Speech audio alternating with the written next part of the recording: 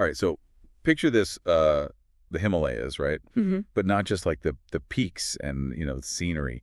Imagine trying to build a railway through all that back in the late 1800s. Yeah. That's what we're looking at today. The Kalka-Shimla Railway. Hmm. A serious engineering feat with some tragedy and mystery thrown in, too. Are you ready for this one? Absolutely. I think it's a story that really shows British ambition, head to head with the Oh, Himalayas. yeah, for sure. And it all starts with Shimla, the summer capital for British India, high up in the Himalayas.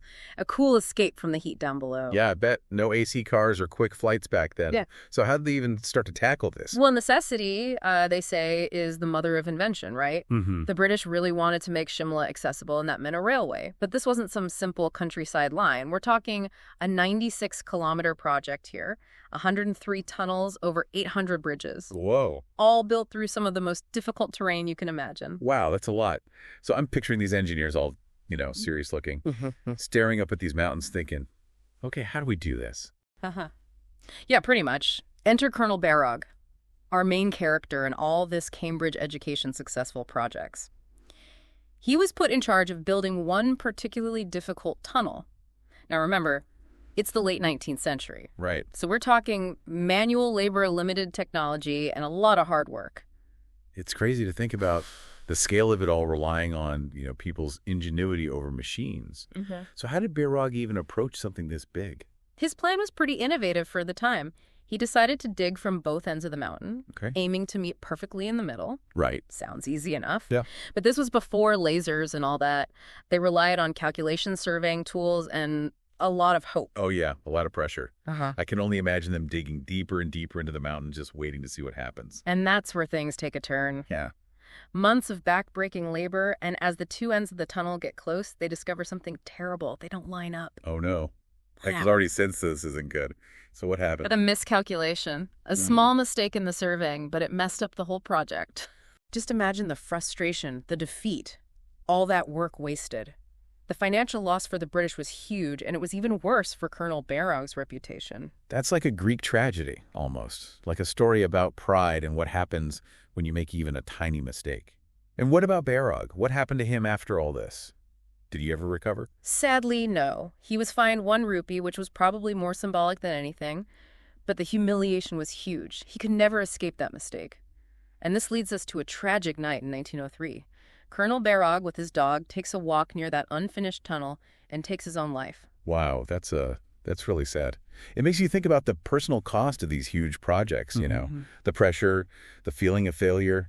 I guess they still needed that railway. What happened after Barrog died? Right. The project couldn't just stop. So then Chief Engineer H.S. Harrington comes in. He's got to fix things and finish what Barrog started. And this is where it gets interesting. Instead of sticking to, just British engineering methods, Harrington actually asked for help from the locals. Oh, really? Yeah. That's interesting. Was that normal for them to work with locals like that? Not really. It was a pretty progressive move for Harrington. You see, Baba Balku, this local sage, he wasn't just some spiritual guy. He knew the Himalayas inside and out, their rhythms, their secrets. The British engineers, they had maps and tools, but they often missed that deeper knowledge, the kind of thing you can only get from experience. But Harrington, he saw the value in that. So what was it about Baba Balku's knowledge that helped? Did he have special techniques or something that the British didn't? Baba Balku understood the land in a way that went beyond surveys. He could read the mountains, see the weak spots, the dangers. And he could tell them the best places to build. He knew where the rock was unstable, where water might come in. This was knowledge passed down for generations, a connection to the environment that science hadn't really figured out yet. It's amazing how these two worlds came together, British engineering and Himalayan wisdom. So did they finally succeed? They did. With Baba Balku's help, Harrington chose a whole new spot for the tunnel, avoiding Barrog's old one. And this time, it worked. They built tunnel number 33, the longest one on the Kalka-Shimla line, over 1,143 meters long. Proof that you can achieve great things when different ideas come together. 2 tunnels. 2 very different stories. One, a reminder of what can happen when ambition goes wrong, and the other, a story about collaboration and respect for different ways of knowing. But what about the unfinished tunnel, the one that Barrog worked on? Yeah, you're right. It's still there. A reminder of what happened to him. And over time, it's become this mysterious place full of local legends.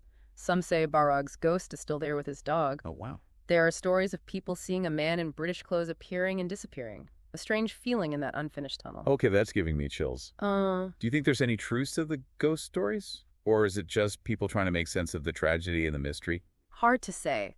The human mind loves the unexplained, right? Stories tend to fill in the gaps where facts leave off. But there's something captivating about the idea of Barog's ghost still being there, trapped by his ambition and his mistake. Yeah, I get that. It adds another dimension to the whole thing. This mix of engineering tragedy and maybe even the supernatural.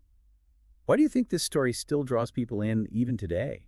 I think it's because it speaks to our fascination with ambition failure and human stories. We're drawn to the scale of this project, trying to build a railway through the Himalayas. But we're also drawn to the personal side of Barog's story and the feeling that he might still be there in that tunnel. It reminds us that even with these incredible engineering achievements, it's the human stories that really stay with us. The moments of success and the moments of loss. Absolutely. And in this story, there are also some good lessons. Harrington's success with tunnel number 33 shows us that it's important to be humble. To realize that there might be other ways of doing things, even if they're different from what we're used to. That's a really important point. We can get so focused on our own way of doing things that we forget to look around and listen to other people's ideas. Yeah, and in this case, being open to Baba Balku probably saved a lot of lives and resources, too. Exactly. Can you imagine if they kept trying to do it the British way?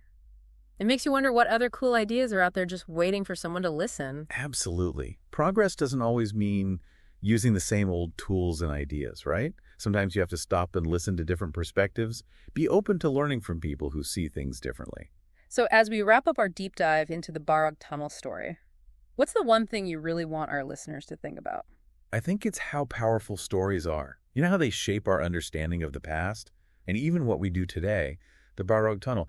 It's not just about engineering. It's about ambition, tragedy, different cultures, and maybe even something supernatural. It makes us think about how we solve problems, how important it is to consider different views, and it shows how much human stories affect the world. That's a great way to put it. And hey, maybe someone listening will visit Shimla and see Colonel Barog's ghost. Maybe. But even if they don't, the Barog Tunnel reminds us that history is more than just dates and facts. It is. It's full of human stories, moments of success and failure. And the echoes of ambition, ingenuity, and mystery that keep us fascinated even after so long. Absolutely. Ah. Well, folks, that's our deep dive into the Barog Tunnel, a story of ambition, tragedy, and the enduring power of the human spirit. Thanks for joining us, and we'll see you next time. See you then.